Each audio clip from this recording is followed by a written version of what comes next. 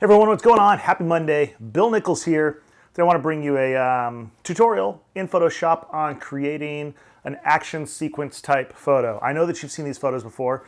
So you've got one photo with somebody that's in many different places as they're going through some type of an action. Let's get right into it. Photoshop tutorial, editing an action photo.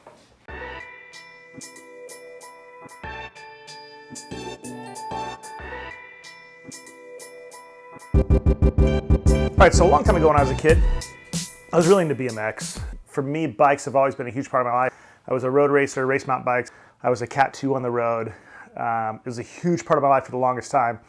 And riding bikes is what originally, as a little kid, got me interested in photography. I can remember flipping through BMX Action or BMX Plus and seeing people like David Lord Velker or Matt Hoffman or Gary Ellis, who rode for Team GT, which is who I first started riding for when I was just a little kid. I got into a grassroots program. I can remember seeing photos of them, whether it was Hoffman doing some huge air and they had like 30 of him in the air, showing the whole sequence or not. It was one of the really cool things that I liked about photography when I was a kid. I always wanted to do. And I thought I would bring you a quick tutorial on how to do it. So this is going to be part one of a two-part series. This is a really simple action sequence to edit where the camera's mounted onto a tripod and I've just got my button pressed down, or I'm using an intervalometer on my 1DX Mark II that fires 14 or 16 frames a second to get a whole bunch of images in one locked off position. In part two, I'll show you how you can do this handheld where you're panning and you've got to pick some images first, stitch the background, and then bring the person in on each of those frames. So quick background on how I shot this. This is one of my main cameras. I've got it locked down on a tripod. I've got my focus already set so I don't have to worry about focus in one particular area. The easiest way to get the shots for an action shot so that they're not all overlapping is for that to be a horizontal type nature. The person's coming across the frame instead of kind of diagonally to the frame, or you're kind of sitting at a 45-degree angle, because then you've got less distance they're traveling. So the more distance they're traveling, a little bit better dramatic effect that you can get. So this particular shot is just a simple skateboard shot. Went out to the Edney skate park in Lake Forest, an awesome skate park, and just shot a few frames. There weren't that many people there. Got permission to shoot a couple of people that were there, and just got somebody just doing a quick grind on a little ledge. And, so that's it. So it's just a quick grind. He's going straight across the frame. Now I got some photos beforehand, during, and after so that you kind of get the whole thing. We're going to bring those into Lightroom, take them from Lightroom into Photoshop, and then from there show you the final output.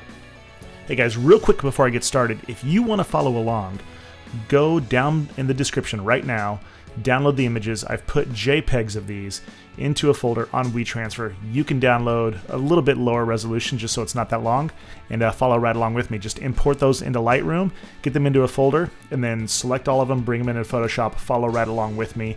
You'll probably have to hit pause and stuff, but I thought it'd be really good if I included these files for you. Just as a favor to me, do not use them as your own work. So if you end up creating a file from this and you want to show people what you did, just give credit back to me. Bill Nichols TV or at WNichols on Instagram. That's it. Other than that, have fun. Do whatever you want with these files. I would love to see some of your edits of this. So if you do an edit and you post it somewhere, send me that link down below in a description in the link field down below, or tweet it to me at Bill Nichols TV. I would love to see your work.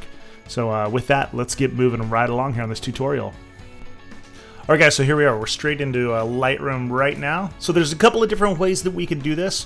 One, we could edit one of the shots in Lightroom and then sync that edit across all the other images that are going to be in this sequence so that they all look, really consistent, pretty much the same. And then we could bring them into Photoshop. We could export them as JPEGs right now into a folder. Then we could go into Photoshop and use the scripts command and then bring them in as a stack. Or we can go right from Lightroom. We could even do this after our edits. I'm not going to edit these right now. I'm going to bring the final image back into Lightroom and edit. But we're going to find our images. We're going to shift and select them. I've already got them marked out green so that we can see them. And then we're going to right click, go edit in. So let's just zoom in here. You'll kind of see what we're trying to do. So as we come in, this photo is going to be the first one. You'll see we've got him here. Then as he's moving, he's just moving across the frame. We want to bring this and make one image. That's it. So you're going to see sequences of him. We won't use everyone because if you notice from like here to here, his body would still be overlapping. So we may use every other, or we may use like every third image. But we're going to bring them all into Photoshop and decide. So we'll probably start here, do something like this, something like that, that, and then we'll be done. So what I'm going to do is, let's go back into the grid view. And I'm going to start up here. All right, so I've got the first one here. I'm going to come down to the last one. I marked them as green just for the sake of this tutorial. They'd be easier to find. I'm going to shift click, so I've got them all selected. I'm going to right click that. I'm going to go to Edit in and open as layers in Photoshop. They're going to open as layers in Photoshop, and then once it's done, this is what we're going to have. So to show you what's going on here, we've got all of our layers over here. So as we scroll through and turn these off, you can see he's going across here. And the basic way that I'm going to do this is, as I edit these, I'm going to select what I want to use, and I'm going to move that next layer on top. This is just the way that I do it. People can do it different ways. But we're going to use layer masks here. I'm going to move the layer that I want next on top of this one. So just show you that really quick. So let's figure out, it's not going to be this one. Let's see how far that one is. Okay, so let's go there. So we've got this third one here. So we're just going to move that right on top. Now what I want to do is I want to use a layer mask. And what a layer mask is, I've talked about this before. We're going to draw a selection around him. So let's just do that now. So I'm going to do this with a lasso. I'm going to zoom in really close. I'll zoom back out when I make the layer mask. Now, a couple things to consider here. I want to get as close to him as I can, but I want to make sure that all of him and his shadow is included in this. So I'm just going to come down. So the nice thing about this set of images, and having shot this locked down on a tripod, is that when I do this layer mask, he's just going to line right up to the background. The only time that he'll be a little bit off is maybe there's some wind during it. Something happened with the ground or something. Oh, you know what? Let's get this little bit of shadow here. So I've made the selection, but I want to add to it. So I'm going to hold down Shift. You'll see my selection tool turn to a plus. I'm just going to draw this out right here. Get this little bit of a shadow. It's a shadow of his arm. Okay, let's zoom out for when we do the layer mask. So right now we see this image. If we go to the image below, there's the first one. So when and you can see now where his arm's going to be. His arm's going to be kind of over his head here. So what I'm going to do is when I click the Add Layer Mask down here, it's going to get rid of all of this except for him. So let's just go ahead and add a layer mask. There it is. So now you can see the first one of him. You can see the second one of him. Now if we zoom in, we've got an issue here, right? So see how the shrubbery and everything from below, and see how it's not perfectly lined up? So I can press V. That's the move tool. And then I'm just going to use my arrows and I'm going to move this over so that he's lined up perfectly. And you can see right over here as well, it's up a little bit high. So let's just bring him down a little bit. So right there. Then I'll hold down the space bar and just come down here and check and make sure that he's all lined up. Good, so that all looks good. All right, so now what we need to do is we've got to get rid of part of this mask, right? We've got to get rid of this mask right here that's blocking his head. It's blocking the top of his helmet. And then down here, the mask that's covering up the board.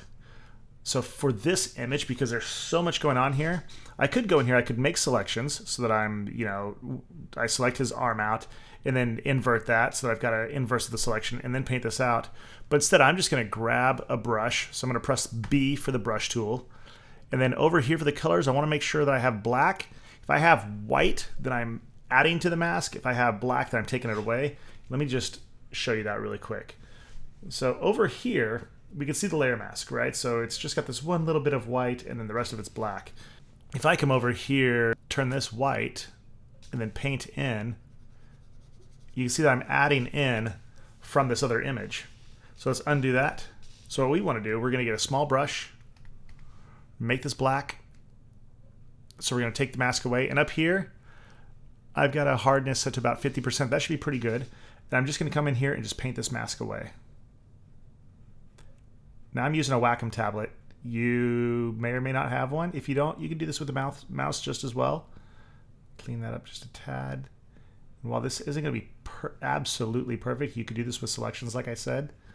Go a little bit slower. You're not going to be able to see it at all because of all the busyness. Let's go down here and just get rid of all this. Oop, not all that. We want that there. We want to be able to see is just his board. Now that shadow's carrying over, so I can get rid of all that and then just leave that line. Oop. Let's bring that back. Good, so I can get rid of all this. The shadow's mixing in there. And then just that right there. Good, now let's zoom out. So there's the first two images. So we've got him here and then him with his hand going over his head. That looks pretty good. Now we're gonna do that same thing. We're gonna do it all the way across here. I'm gonna do one more, then speed this up so that you can see what it looks like. So now what I'm gonna do to figure out what the next image is, I'm gonna turn off these top two. So actually let's do this. Let's create a group. So let's select these two layers.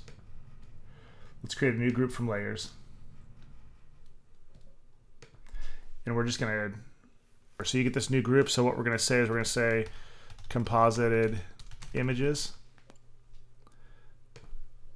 Boom, so now we've got these. So whenever we want to turn these off, we can just turn off this whole group because eventually we're gonna have 7, 8, 9. We don't have to click the eyeballs each time.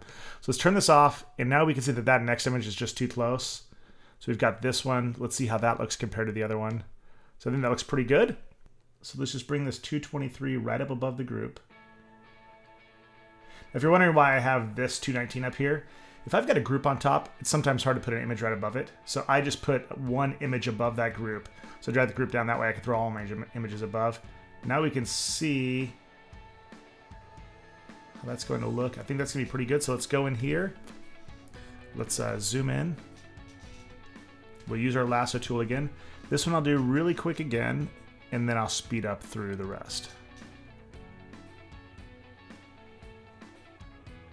Same thing, get that shadow in there, shadow of his wheels. We've got that, let's zoom out now.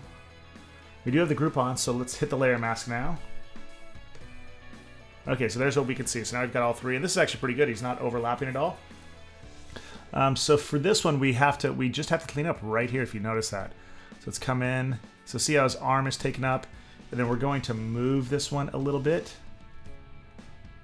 just to get it all to line up. Right there, it's all lined up. Now let's go back to our brush. We've got black selected here, so we're just gonna take away that mask. We're gonna bring this arm right up to the other one. I don't know if yeah, so we've got some stuff coming up right here.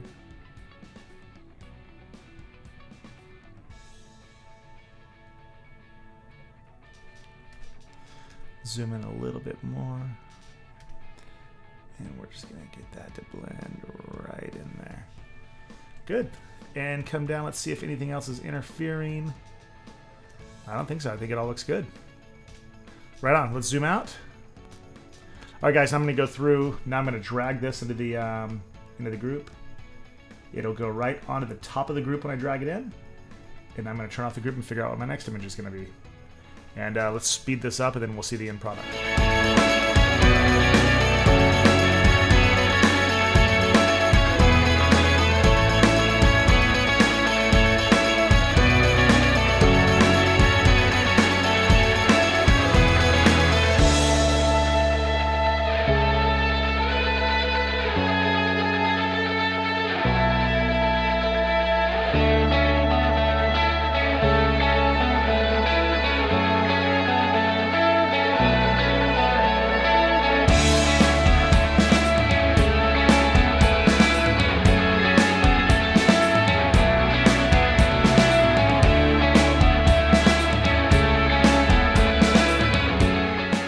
Alright guys, so there we go.